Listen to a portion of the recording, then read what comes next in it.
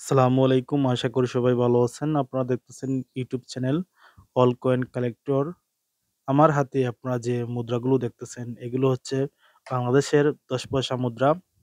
আজকের ভিডিওতে আমি এই বাংলাদেশের ১০ পয়সা মুদ্রা নিয়ে কিছু তথ্য আপনাদের সাথে শেয়ার করার চেষ্টা করব।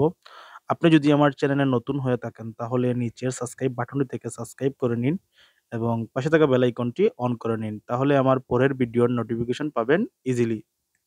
এই ১০ পয়সা মুদ্রাগুলো আজকে আমি সংগ্রহ করেছি। চিন্তা করলাম যে আপনাদের সাথে শেয়ার করি।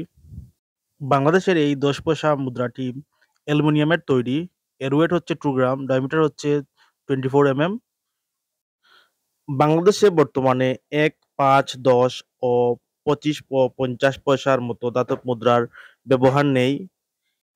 ১৯৭১ সালে মহান মুক্তিযুদ্ধ হওয়ার আগ পর্যন্ত পাকিস্তানি রুপি ছিল বাংলাদেশের প্রচলিত মুদ্রা।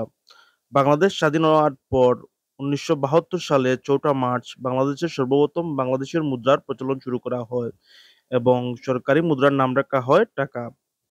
বাংলাদেশের এই ১০ পয়সা মুদ্রা ১৯৭৩ সালে প্রথম প্রকাশিত হয়। এই সকল বাংলাদেশের পুরাতন মুদ্রা দেশীয় পাচারকারীদের মাধ্যমে হারিয়ে যাচ্ছে। আমাদের উচিত এই সকল মুদ্রা সংগ্রহ করে রাখা। আসলে এই সকল মুদ্রা আমাদের ইতিহাস, সংস্কৃতি, ঐতিহ্য বহন করে থাকে। আমাদের মতো যারা এই সকল পুরাতন মুদ্রা সংগ্রহ করে থাকেন, তাদের কাছে এই বাংলাদেশের এই ১০ পয়সা মুদ্রা অনেক গুরুত্ব বহন করে থাকে। আপনারা যাদের কাছে এই সকল পুরাতন ব্যাংক নোট ও মুদ্রা রয়েছে, আপনারা এই সকল ব্যাংক নোট ও মুদ্রা যেকোনো জাদুঘরে জমা দিয়ে অন্যদেরকে দেখার, জানার ও গবেষণা করার সুযোগ করে দিতে পারেন। আপনাদের কার কাছে এই বাংলাদেশের ১০ পয়সার মুদ্রা রয়েছে, আপনারা কমেন্ট করে জানাবেন।